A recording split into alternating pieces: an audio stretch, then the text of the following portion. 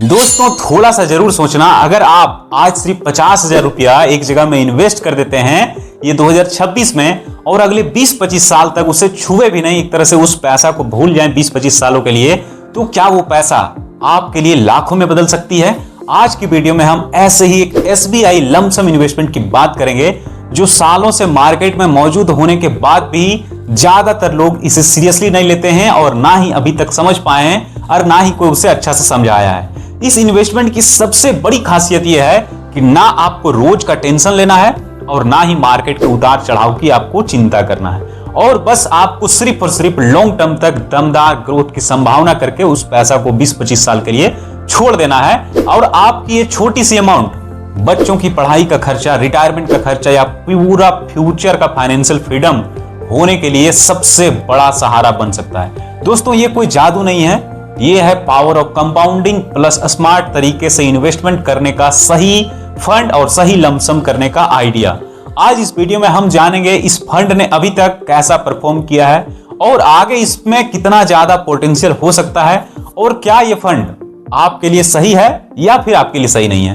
पूरा कैलकुलेशन के साथ देखने वाले हैं, रियल नंबर्स के साथ दिखाऊंगा, इसलिए इस वीडियो को लाइक कर लेना और चैनल को सब्सक्राइब कर लीजिएगा, क्योंकि आज हम बात कर रहे हैं एक म्यूचुअल फंड की। और आज जिस फंड की बात कर रहे हैं वो है आपका हम सबका भरोसे वाला SBI का म्यूचुअल फंड का एक सेक्टोरल फंड। आप जानते ही हैं कि SBI भारत की सबसे बड़ी म्यूचुअल फंड कंपनियों में से एक है और सालों से करोड़ों लोगों का भरोसा जीतते आई है। आज SBI म्यूचुअल फंड में 12,61,000 करोड़ रुपया लोगों ने इन्वेस्ट कर चुका है। इतना ज्यादा पैसा को SBI म्यूचुअल फंड ने मैनेज करता है, यानी कि इंडिया का सबसे टॉप नंबर 1 का म्यूचुअल फंड है SBI म्यूचुअल फंड। यानी देश के करोड़ों लोगों ने इसमें भरोसा दिखाया है और पैसा इन्वेस्ट किया है। तो समझते हैं कि ये फंड किन कंपनियों में पैसा को इन्वेस्ट करता है, कि अगर आप इन्वेस्ट करते हैं तो ये किस में इन्वेस्ट करता है। ये फंड खास तौर पर हेल्थ केयर और फार्मा सेक्टर की कंपनियों में पैसा इन्वेस्ट करता है। जैसे कुछ कंपनियों का एग्जांपल सन फार्मास्यूटिकल, DV लैबोरेटरीज जैसे मैक्स हेल्थ केयर,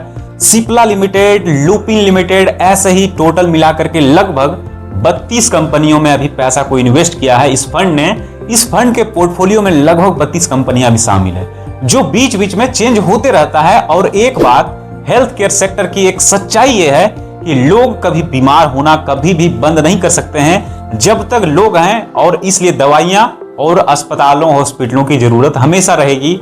और यही वजह है कि इस सेक्टर का लॉन्ग टर्म फ्यूचर काफी ज्यादा स्ट्रॉन्ग माना जाता है। इसलिए अब हम बात करते हैं इसके पास्ट रिटर्न्स की, कि इसने पिछले 5 रिटर्न में कैसा परफॉर्म किया है इस फंड ने। तो पिछले 1 सालों में इसने -289% का रिटर्न दिया, यानी कि पॉजिटिव में नहीं दिया है, माइनस में दिया है। लेकिन आपको 20-25 सालों के लिए छोड़ना है, लेकिन आपको 1 सालों का रिटर्न देख करके घबराना नहीं है। इसीलिए पहले हम बताएं -289%।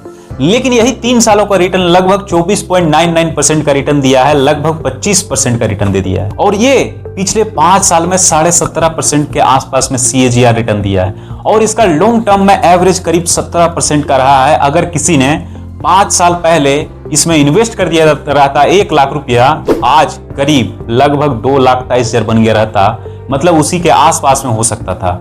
यही पैसा अगर 1 लाख रुपया पोस्ट ऑफिस का FD में 5 साल पहले इन्वेस्ट किया रहता तो उसका 1,44,000 बनता, और यहाँ 2,23,000 बनता। जबकि 1 सालों का रिटर्न इसका माइनस में भी रहा है, उसके बाद भी पोस्ट ऑफिस FD यानी 7.5% का जहां इंटरेस्ट मिलता है, उससे भी ज्यादा आपको रिटर्न इस फंड में देखने को मिलता है। तो ये होती है पावर ऑफ कंपाउंडिंग, और ये होती है लॉन्ग टाइम तक बने रहने के बाद का रिजल्ट। लेकिन आगे देखिए, इससे पहले फंड की जरूरी जानकारी जान लीजिए जो याद करने लायक चीज है। फंड का नाम SBI health care opportunity fund.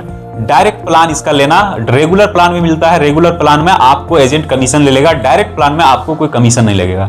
अभी इसका जो लगभग NAV 484 के आसपास चल रहा है, और AUM जो टोटल लोगों ने इन्वेस्ट किया है 4,230 करोड़ रुपया, मतलब इतना पैसा लोगों ने डाल रखा है। एक्सपेंस रेशियो 0.9% है। एग्जिट लॉट जैसे कि 15 दिन से पहले आप पैसा निकालते हैं तो 0.5% चार्ज कटेगा, अगर 15 दिन के अंदर ही पैसा निकाल लेते हैं तो। SIP आप यहां से शुरू कर सकते हैं, 500 रुपया से भी शुरू कर सकते हैं हर महीना में डालना, और लमसम आप चाहे तो 50,000 रुपया डालें या फिर 5,000 रुपया से भी आप इन्वेस्टमेंट शुरू कर सकते हैं। अगर आप नए हैं, आपको कुछ नहीं पता है, तो 5,000 रुपया से शुरुआत कर सकते हैं। जैसे जैसे आपको समझ में आएगा तो धीरे धीरे पैसा आप बढ़ा सकते हैं। अब असली गेम समझते हैं। 50,000 का कैलकुलेशन मान लेते हैं कि 17% सालाना रिटर्न देता है। जिस तरह से 2013 से देते आ रहा है, तो 50,000 का 5 सालों में करीब 1,10,000 रुपया होता, 10 सालों में करीब लगभग 2,40,000 रुपया बनता, और 15 सालों के आसपास में इसका रिटर्न 5,27,000 बन जाता, 20 सालों में 11,50,000 का बन जाता, और 20 सालों में यही 50,000 का 11,55,000 बन जाता, और 25 सालों में यही 50,000 रुपया टोटल 25 लाख क्रॉस कर जाता, 30 सालों में 55 लाख प्लस होता। तो ये होता है लॉन्ग टर्म इन्वेस्टमेंट और कंपाउंड इंटरेस्ट की असली ताकत। मतलब कि पूरा कछुआ की स्पीड से डायरेक्ट प्लेन की स्पीड में पहुंच जाता है जैसे ही 20-25 साल तक आप इन्वेस्ट करते हैं। यही वजह है लॉन्ग टर्म में इन्वेस्टमेंट इतना पावरफुल होता है। लेकिन पैसा मत देखो, अब रिस्क और जरूरी चीज समझो। वार्निंग भी देखना बहुत ज्यादा जरूरी है, इसलिए ध्यान से समझना। म्यूचुअल फंड का पैसा शेयर मार्केट में इन्वेस्ट होता है, थोड़ा रिस्क हमेशा रहता है, लेकिन लॉन्ग टर्म में रिस्क बहुत ज्यादा कम हो जाता है, क्योंकि पास्ट डाटा से पता चलता है कि धीरे धीरे आपको अच्छा रिटर्न मिलता है।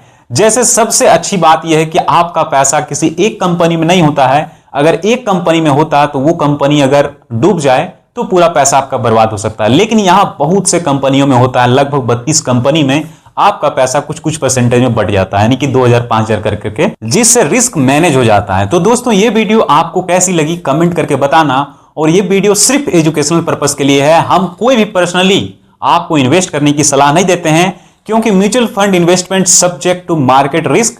आप छोटा सा अमाउंट पहले इन्वेस्ट करके देख सकते हैं, उसके बाद आपको समझ में आए उसके बाद आप इन्वेस्ट कर सकते हैं, क्योंकि इन्वेस्टमेंट करना आपका डिसीजन है, क्योंकि आपने पैसा मेहनत से कमाया है। इसलिए सोच समझ करके इन्वेस्ट करें, किसी की बातों में आकर के इन्वेस्ट ना करें। आप छोटा सा पहले ट्राई मारें, आप समझें चीजों को, उसके बाद आप इन्वेस्ट कीजिएगा तो अलग आपको कॉन्फिडेंस आएगा। आप किसी की बातों में आकर के इन्वेस्ट कर दीजिएगा तो बहुत ज्यादा आपको नुकसान हो जाएगा, क्योंकि ना जाने फिर वो अगला बात क्या बोल दे, फिर अगला बात वो क्या बोल दे। इसीलिए पहले समझने की कोशिश कीजिए कि कैसे काम करता है, उसके बाद आपको इन्वेस्टमेंट करना चाहिए। बात बाकी आपकी इच्छा। आज के लिए इतना ही। अगर वीडियो को लाइक नहीं किए तो लाइक कर दीजिए, चैनल को सब्सक्राइब कर दीजिए। फिर मिलता है अगली वीडियो में। वीडियो को लास्ट तक देखने के लिए थैंक्स। जय हिंद।